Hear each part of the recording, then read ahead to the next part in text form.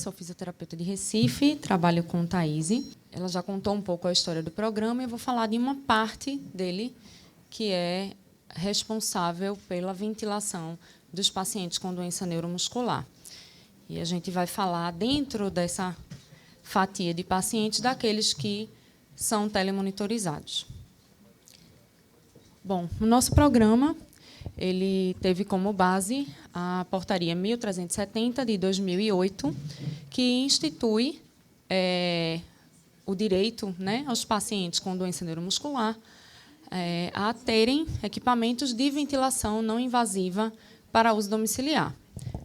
Sabemos que o acometimento respiratório desses pacientes com doenças neuromusculares, que são geralmente doenças progressivas, que envolvem fraqueza muscular e incapacidade, né, leva a uma tríade de acometimento com fraqueza dos músculos inspiratórios, diminuindo volumes e capacidades, a fraqueza dos músculos expiratórios, que vai levar a uma dificuldade para a tosse, e também a fraqueza bulbar, diretamente correlacionada com o risco aumentado de broncoaspiração e disfagia. Então, esse acometimento, como já foi visto hoje, ele não acontece de uma hora para outra, né? Ele é progressivo e ele tem muito a ver com a evolução da doença.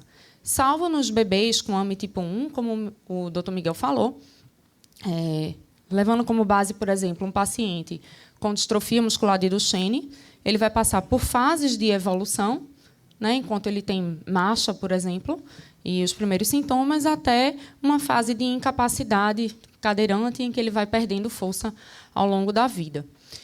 Nessa primeira fase inicial, esse paciente apresenta uma respiração normal, vamos pensar ali em uma fase pré-perda de marcha desse paciente, e os primeiros sintomas dessa hipoventilação acabam acontecendo à noite, como já foi discutido também, com a necessidade de a gente fazer o estudo do sono desses pacientes como uma forma de diagnosticar essa hipoventilação noturna, que ocorre primeiramente durante a fase REM do sono.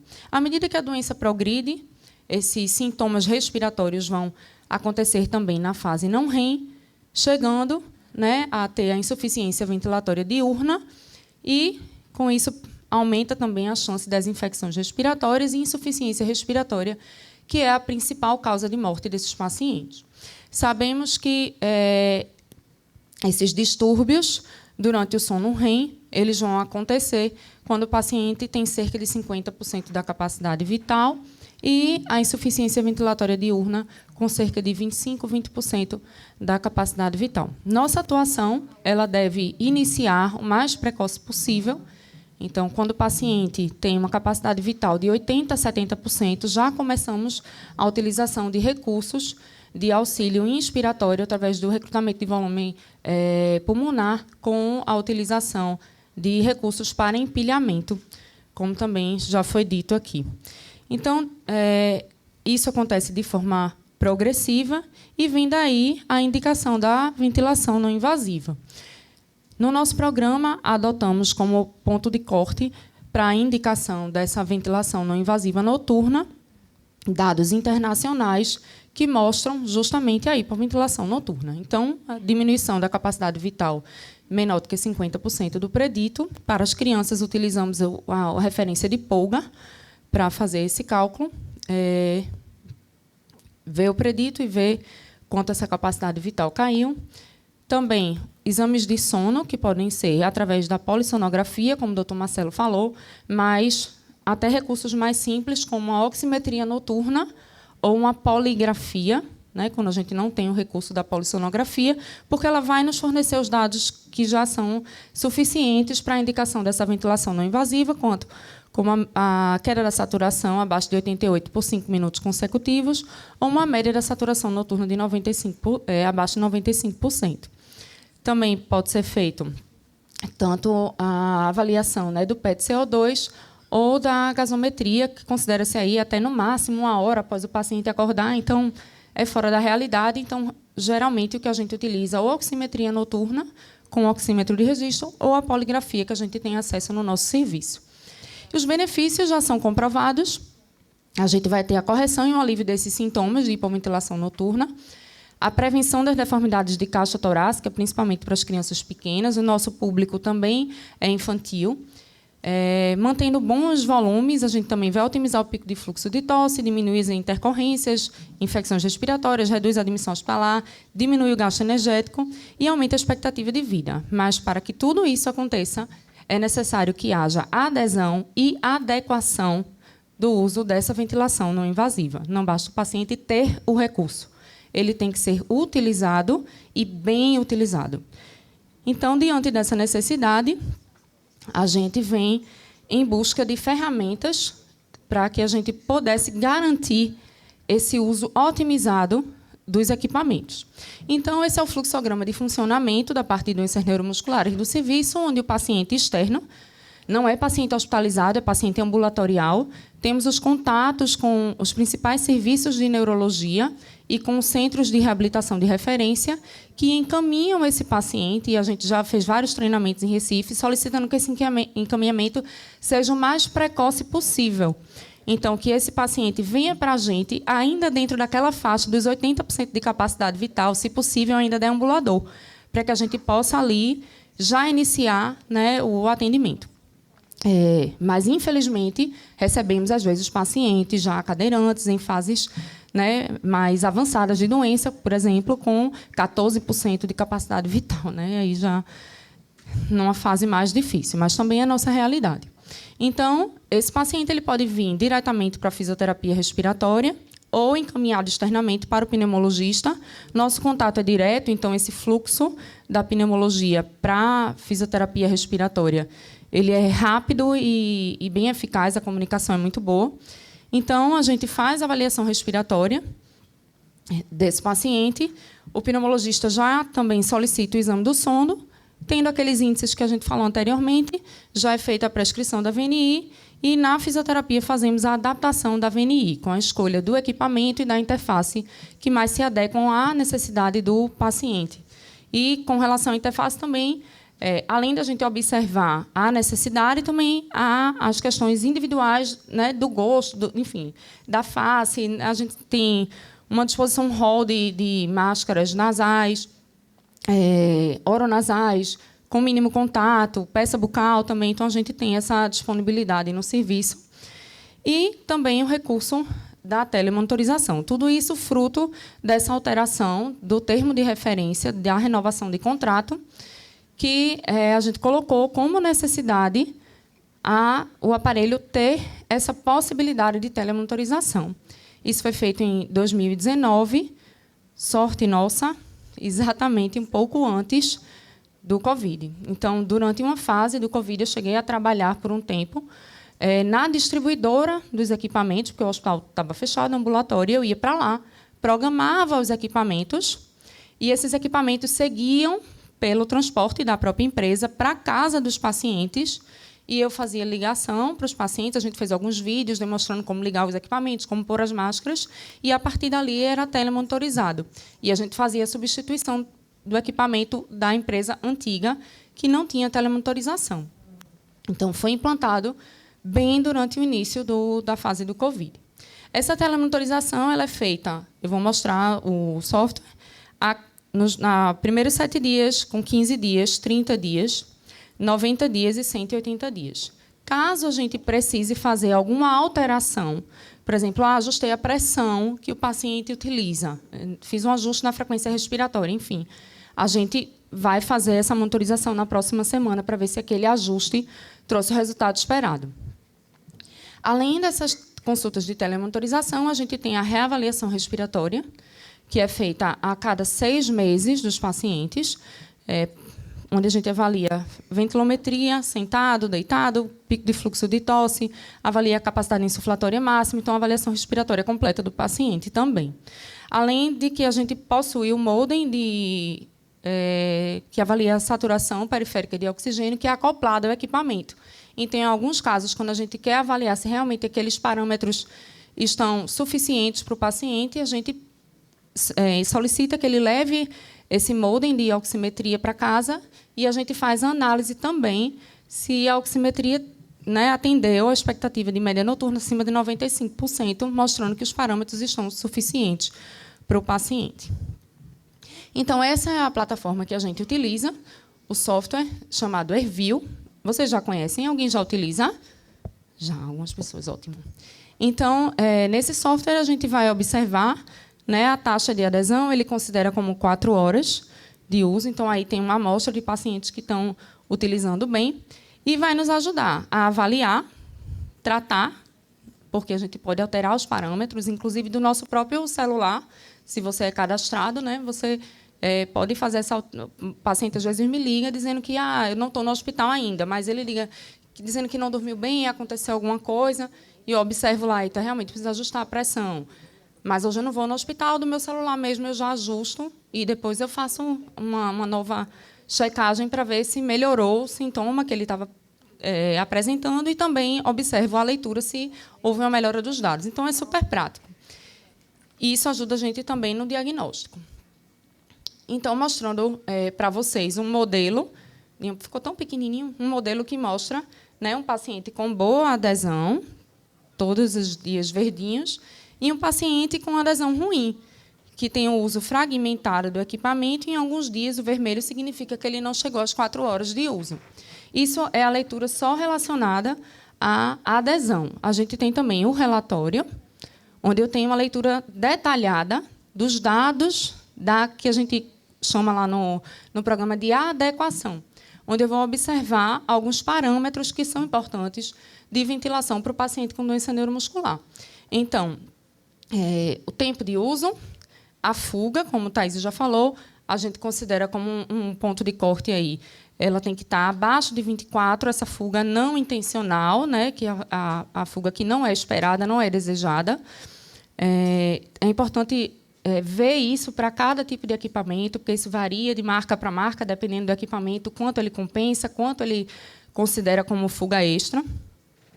Avaliamos o IAH também do paciente, o volume corrente, como o Dr. Marcelo já falou, a gente faz uma ventilação com volume corrente aumentado, que a gente chama de high span também, que é a utilização de um delta pressórico, de um PS aí, acima de 10 centímetros de água, chegando a 18 centímetros de água, com baixos níveis de EPAP, de 4 a 6. Né, aprendi direitinho, Miguel. Depois eu conto minha história. Eu fui aluna do primeiro curso de Miguel aqui no Brasil, em 2008. Miguel e Rita. Então, a gente faz a utilização desses parâmetros para garantir realmente essa ventilação adequada para esses pacientes. A frequência respiratória tem que me dar o feedback de que não está havendo esforço adicional do paciente. Ao contrário, que o paciente está repousando sobre a ventilação não invasiva, que o ventilador faz todo o esforço por ele. Então, a gente considera aí um índice de acionamento de cerca de 11%, né, como máximo para esses pacientes. E essa frequência respiratória, a gente ajusta ela a cerca de 2 ciclos a mais ou a menos, geralmente a mais, da frequência respiratória basal do paciente. E esse ajuste tem que ficar sendo feito a cada monitorização, porque, às vezes, o paciente está com a frequência respiratória aumentada, porque, na verdade, ele está com uma PS baixa, né, um delta pressórico baixo, e aí ele está, né, precisando ali respirar mais. Às vezes, eu não preciso ajustar a frequência, e sim ajustar a pressão que está sendo ofertada para o paciente. Então, observamos todos esses parâmetros. Então, não é somente olhar se o paciente usou ou não. Isso é um dado fraco. A gente precisa ver se realmente esse uso está sendo eficaz para corrigir a hipoventilação. Então, além de fazer a leitura dos dados, nesse intervalo de 7 dias, 15 dias, 30, a gente liga para os pacientes para saber, está usando bem, está tudo bem, sua máscara está boa, seu circuito está bom, como é que você está, né? A gente faz essa consulta. Se a gente observa que está tudo bem, a gente liga para dar o feedback positivo para o paciente, para dizer, estamos aqui. Né? Não pense que a gente está olhando de longe, né? Ou, às vezes, é para passar bronca também. Por que não usou? Por que não está usando? Então, eles já sabem, quando a gente liga, aí faz, olha, doutor, eu não usei ontem porque eu fui dormir na casa da minha avó e o aparelho ficou. Eles já dão... Porque eles já sabem que a gente está. Eu digo, o aparelho é fofoqueiro, viu? Ele conta tudo que está acontecendo. Eu sei se você usou ou não. Não diga que usou sem ter usado, não, porque a gente vai saber. Então, eles já têm esse costume. Então, a gente, né, orienta, está dando errado, bote a máscara para eu ver como é que você está colocando. Né? O paciente mora no interior distante, não tem como vir para Recife, a máscara está toda errada. A gente observa lá, fuga aumentada, né? Ela já usou o arnês para comer torneira, né? É duplo uso. Então, a gente consegue fazer a correção de muitas situações em que o paciente precisa se deslocar, né? Como a gente falou, pacientes que viajam mais de 12 horas, às vezes, para vir para a gente dizer somente é a sua máscara que você está colocando errado. Né? Então, a gente precisa ter essa atenção. Existe uma forma também de o paciente fazer seu automonitoramento. No seu celular, ele pode baixar um aplicativo chamado Maier. Não é uma realidade ainda para a gente, pelo nível socioeconômico dos pacientes, o entendimento, né? Então, nem sempre a gente consegue fazer essa utilização do Maier, mas o que a gente viu nos dados foi que os pacientes que tinham Maier, a adesão era de 100%. Isso também é um dado importante. Então, a gente fez esse levantamento, que foi o trabalho de conclusão de curso de uma das nossas residentes. Na época, que foi até outubro do ano passado, a gente tinha 130 pacientes com doenças neuromusculares. No estudo ficaram apenas 95. Desculpa, pacientes com doenças neuromusculares não. 130 pacientes com síndrome de hipoventilação, porque tinha aí alguns pacientes que eram de escoliose, que não era escoliose neuromuscular, relacionada com doença neuromuscular, e outras situações, outras patologias que não eram neuromusculares. Então, dos excluídos ficaram 95. Dentre eles, a maior porcentagem dos pacientes são pacientes com ELA bulbar, Duchenne, AME. A gente tem uma população aumentada de pacientes com Steiner, de casos familiares, por exemplo, 4 irmãos com distrofia miotônica de Steiner, POMP, enfim, e outros diagnósticos, como Guillain-Barré, por exemplo. Então, nosso serviço é um serviço de doenças raras, né? Então, algumas doenças, casos raros, inclusive no Brasil, selenoproteína negativa, que a gente chama de espinha rígida, deficiência de canal de Raynaudina, distrofia muscular de Duchenne, 2 irmãos com distrofia miotônica, uma paciente com ela aos 26 anos. Então, temos uma miscelânea de casos de doenças raras. Existem hoje no programa 205 pacientes com doença neuromuscular. Então, nesse trabalho, a gente observou, né, as taxas de adesão e adequação de alguns parâmetros. Então, na taxa de adesão, a gente viu que 26% dos pacientes usavam menos de 4 horas. Foi considerada a taxa de adesão da última semana de pacientes com uso há mais de 30 dias. Então, essas leituras podem ser variadas. Esse foi o protocolo para esse trabalho, mas a gente poderia ter feito, por exemplo, adesão nos últimos 90 dias. Enfim, para esse estudo, a gente utilizou esse modelo. Então, a gente viu que 40% dos pacientes utilizavam de 4 a 8 horas e 29% dos pacientes de 8 a 16 horas. Esses pacientes passam a ter um monitoramento muito mais cuidadoso, e aqueles que têm um uso maior do que 16 horas, a gente pede a substituição do equipamento por um equipamento de suporte à vida, né? Porque é um paciente que já demonstra ali uma certa dependência da ventilação com o uso diurno aumentado. A gente também analisou alguns parâmetros, como o volume ideal, considerando acima de 8 ml por quilograma, foram 74% dos pacientes. A fuga, menor do que 24 como ideal, em 85% dos pacientes, e o IH, menor do que 5 para 78%, quase por cento dos pacientes. Então, além de ter uma boa taxa de adesão, a gente teve também boas taxas de adequação de parâmetros.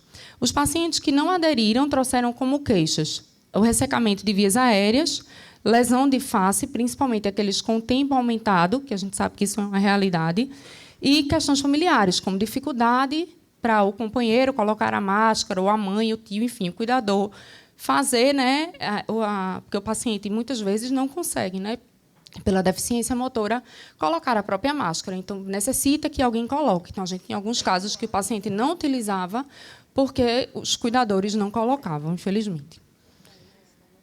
Aqui é com relação ao tempo de adesão. Então, os percentuais em azul significam que os pacientes que tiveram uma taxa de adesão adequada, né, com menos de 30 dias, e apenas os vermelhinhos, que significam os percentuais de pacientes que tiveram uma adesão tardia, entre 60 e 90 dias. Então, a maioria dos nossos pacientes eles têm uma adesão dentro dos 30 dias.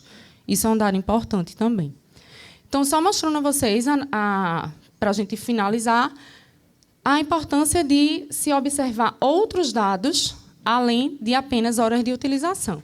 Então, realmente, ela não utilizava bem o equipamento, mas aí a gente foi buscar, né, dados correlacionados. E a gente viu que ela até tentava usar, né, mas pouco tempo. Quando ela usava mais tempo, a fuga era mais alta. Então, a gente chamou essa paciente, né, para vir no programa. E, quando ela veio, era uma paciente com ela bulbar e ela estava usando uma máscara nasal. Como ela já tinha pouco tônus mesmo de face, ela não conseguia, mesmo com mentoneira, conter o vazamento, né, pela boca. E aí a gente fez a substituição por uma máscara oronasal. E, após essa substituição, a gente teve a diminuição da fuga e o aumento do tempo de uso do equipamento. Ela não conseguia utilizar porque era desconfortável para ela, não pressurizava também, porque todo o ar que entrava saía pela boca, e não estava tendo, né, vamos dizer assim, eficácia nenhuma, embora em alguns dias ela até tivesse mais de 4 horas de uso. Então, essa necessidade de observar como o paciente utiliza. Então, no estudo mais detalhado, a gente viu que o uso dessa paciente era completamente fragmentado. Ela usava, né, 40 minutos, aí tirava, aí mais 1 hora, tirava. Isso não é eficaz, né? Imagine se você dorme e se acorda a cada 40 minutos, 1 hora. Né? Era mais ou menos isso que estava acontecendo com essa paciente. Bom, então, essas estratégias de telemonitorização e telemedicina, elas ainda precisam ser mais estudadas e ampliadas para os pacientes com doença neuromuscular. No nosso serviço, nós temos algumas limitações, né? Apesar de termos uma tecnologia avançada para um sistema SUS, né? Temos ainda dificuldade, por exemplo, no nosso próprio serviço de acesso à internet. Um exemplo, as ligações para os pacientes são feitas dos nossos celulares pessoais, certo? Da equipe, dos residentes, enfim. Então, a gente ainda tem essa dificuldade. A monitorização dos sinais vitais também, né? Se a gente pudesse ter esse módulo de oximetria para todos os pacientes e a gente, quando fizesse a leitura, já observasse essa oximetria de todos os pacientes, vendo a adequação ali dos parâmetros, mas não é nossa realidade. A gente tem 2 módulos que a gente reveza para fazer exames esporádicos com os pacientes. A dificuldade da avaliação à distância, principalmente os pacientes mais graves, que não é só ver o volume, a gente precisa escutar o paciente, a gente precisa ver o paciente, né? Então, muitas vezes, eles têm que vir para consultas presenciais, sim. E a gente não tem ainda, mas teremos, a telemonitorização dos aparelhos suporte à vida, que é o Astral. A gente tem hoje cerca de 45 pacientes que já migraram para o Astral, porque já são pacientes com uma dependência maior da ventilação não invasiva. Então, essa é a nossa equipe, parte da nossa equipe do programa, que é muito atrelada à residência, me coloco à disposição, e tenho um desejo muito grande. Esse programa veio de um sonho, posso dizer. Eu trabalhei na ACD antes de ir para o Otávio, e a gente sofreu muito, muito, perdeu muitos pacientes que não tinham ventilação. Então, meu grande sonho é que esse programa possa ser exemplo para outros estados, de que a gente consiga esse mesmo sucesso em outros lugares. E agradecer a Miguel, né, por todo o apoio, suporte, ensinamentos, e a Rita, fisioterapeuta de Minas Gerais, cujo programa Ventilar, que o Dr. Marcelo já falou também, e a Almaro inspirou o nosso programa, e são grandes referências em doenças neuromusculares do Brasil, e a Resmed pelo convite e confiança.